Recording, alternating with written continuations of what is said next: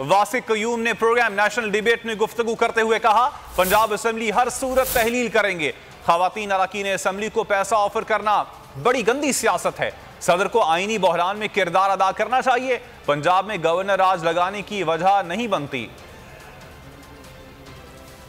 इसके ऊपर यकीनन ये कदम उठाने से पहले उनको कई दफ़ा सोचना चाहिए, और सोचना इसलिए चाहिए कि जो कॉन्स्टिट्यूशनल पोस्ट के लोग अगर अनकॉन्स्टिट्यूशनल वे में कोई समरी निकाल देते हैं और या कोई नोटिफिकेशन निकाल देते हैं, उसकी वजह से आईनी बुरान पैदा होता है, तो वो जितने नताइज हैं उन सब का मलबा उन्हीं के ऊपर आएगा।